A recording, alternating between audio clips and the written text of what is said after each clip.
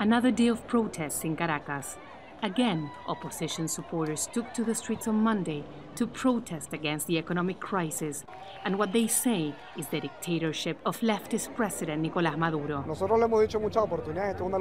We've said it on many opportunities. This is a fight of resistance, and resistance means knowing who will break first. Our will is to continue protesting, or the will of those who repress in the name of dictatorship, to continue complying with their orders. We are not going to stop. We are going to carry on. Whilst the people accompany us in protest, we will be convoking them and mobilizing them. That is why today we return to the streets and our slogan is, "No rest."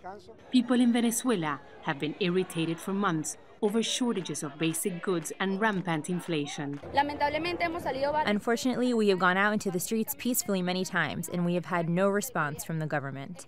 This time, we've had enough. The people are tired, and the people are committed to going out to the streets without fear of the onslaught by the National Guard, by the police, without fear of what is coming. In the last few weeks, demonstrations have increased once again when the Venezuelan Supreme Court decided to assume the functions of the opposition-led Congress. Although the court quickly reversed its decision, street protests continued. On Friday, Venezuela's comptroller's office banned opposition leader Enrique Capriles from public office for 15 years.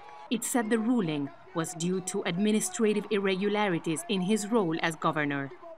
Capriles is widely seen as the opposition's best hope in the presidential elections scheduled for next year.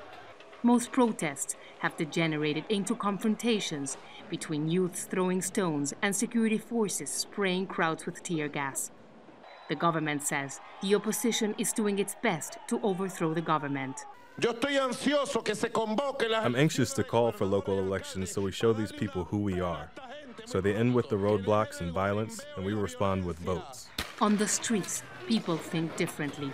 They're demanding a date for local elections and seeking an early presidential vote.